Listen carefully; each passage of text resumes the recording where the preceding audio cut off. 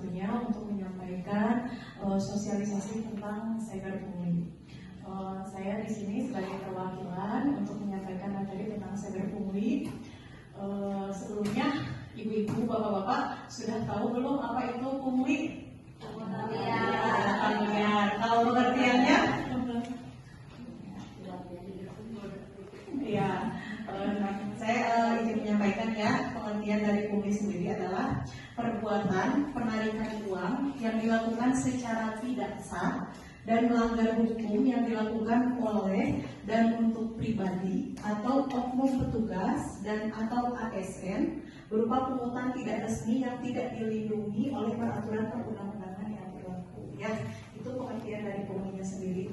Secara umum, pungli adalah suatu tindakan yang sengaja dilakukan untuk pemungutan biaya dalam jumlah tertentu dengan tujuan untuk memperoleh keuntungan pribadi, dan secara hukum hal tersebut merupakan tindakan ilegal yang merugikan perorangan maupun masyarakat. Jadi dalam penarikan khususnya pelayanan puskesmas, kita mengacu pada PUD yang sudah berlaku. Apabila di luar ada penerimaan di luar itu berarti sudah tergolong ke dalam pungli. Nah, adapun kriteria punglinya, segala pungutan yang dilakukan oleh oknum petugas atau calo berupa yang pertama, memiliki nilai lebih dari yang telah ditetapkan pemerintah seperti biaya administrasi yang melebihi aturan. Misal, pendaftaran untuk pasien umum kan 10.000 nih, karena misalkan ingin didahulukan jadi nambah ke usia PPN-nya. Nah, contohnya seperti itu, berarti itu sudah tergolong dalam pungli. Kemudian yang kedua, memiliki maksud untuk lebih memperlancar atau mempercepat pengurusan administrasi atau pelayanan publik seperti uang pelicin. Ya. Kemudian yang ketiga, bersifat memaksa, wajib atau suatu keharusan yang tidak ada di dalam aturan. Kemudian memiliki maksud untuk membebaskan atau meringankan hukuman atau sanksi dari suatu pelanggaran terhadap aturan yang telah ditetapkan oleh pemerintah seperti uang sumbangan. Kemudian adapun pungutan yang tidak termasuk dalam kriteria pungli, diantaranya segala pungutan yang tidak memaksa, tidak wajib dan bukan keharusan seperti sumbangan untuk korban bencana. Kemudian yang kedua, segala pungutan atas kesepakatan bersama seperti sumbangan untuk hari kemerdekaan. Ya.